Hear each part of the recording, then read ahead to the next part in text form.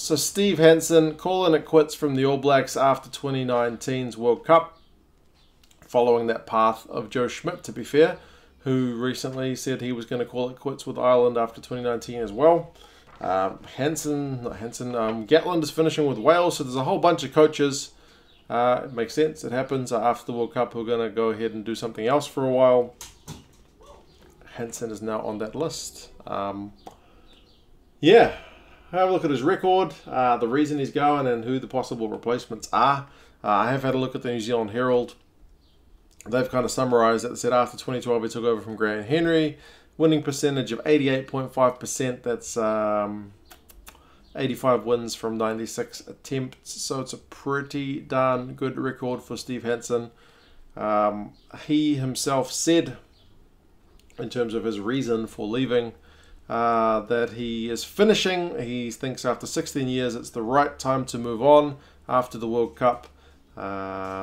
We can have a fresh pair of eyes come into the team, and that he wants to spend more time with his family. They've given him a lot of support over his time as coach.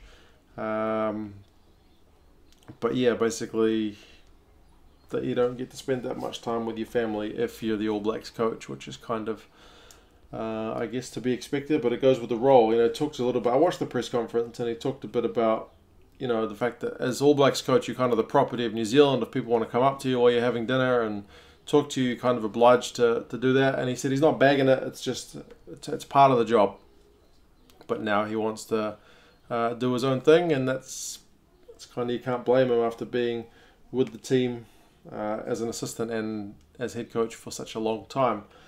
So yeah, similar to Joe Schmidt, time with his family, taking a break. Interestingly, not moving on to a director of rugby role, which was discussed. He's talked about it before, that New Zealand could use a director of rugby to kind of herd the Super Rugby teams and New Zealand Rugby, the All Blacks, to get everyone on absolutely the same page. But it's not a role he's going to be going into from what he says here. So yeah, he said that he's got no regrets. He's basically made the decision for a couple of months now, and he's pretty happy with what he's going to do. So yeah, that's it. He's going to be going after 2019. What happens with the replacement now? If you look at Wales, they've already named theirs. Wayne Pivac, and Ireland have done so with Andy Farrell. But the All Blacks are leaving that deliberately unanswered. Who is going to replace Steve Hansen as the head coach of the All Blacks? It's going to remain a mystery until after the World Cup. From what they've said, they talked about not wanting to kind of go through that process now, or they're going to do it later, basically. The Herald has highlighted 7 guys they think might be in line for it. Joe Schmidt, Ian Foster, Scott Robertson, Dave Rennie, Jamie Joseph, Warren Gatland, and Vern Cotter are the guys that they suggest. I'm not sure how much of that is realistic and how much of that is just kind of headline grabbing. Joe Schmidt, I think that'd be a bit disingenuous if he immediately went and applied for the All Blacks job after just saying that he was going to take a break from rugby. So I wouldn't have thought he is a candidate. He seems to be a man of his word. So, I mean, I guess never say never, but I wouldn't have thought so. Ian Foster, I would say, is absolutely the front runner, even though Hansen says, he wants to get a fresh pair of eyes on things. I think based on what the All Blacks have been doing in their recent history, absolutely Foster is the front runner, especially if they win the World Cup. If the All Blacks win the World Cup, there's no big clamouring for a change, and you probably appoint Foster. And if you are going to do Foster, you maybe get Scott Robertson in as his assistant if he's willing to take that kind of role. Going with Foster would be a slightly more ambitious appointment. They seem to like getting the guys in the system now before giving them the top job, but I suppose he's one of the top coaches in New Zealand, so I can't write him off. Rennie Joseph, I wouldn't have thought so, but possibly. Cotter, likewise, I think is on a pretty big contract, so I don't think he's going to be bought out anytime soon. And Gatland, I suppose, if Gatland applied, I think he would get an interview, but I don't think he would get the job. Some people have asked why not, because he's got a good record. I just don't think there's an appetite for him in New Zealand.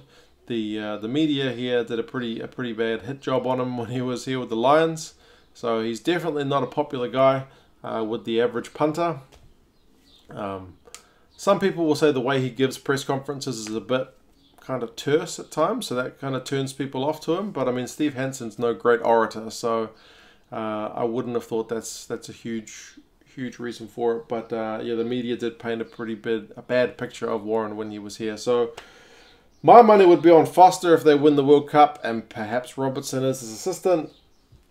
Schmidt, if he did decide to apply for it, would definitely be a very strong candidate, and Scott Robertson maybe on his own could apply, but I guess that's all just speculation. We'll have to wait and see how things go. No decision has been made as yet.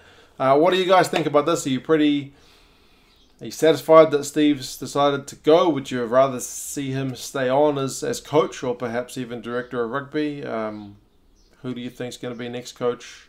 How do you think things are going to go? Once he steps down, do you imagine a smooth transition or perhaps a bit of instability? But yeah, you guys let me know your thoughts, and I'll talk to you again soon. See you later.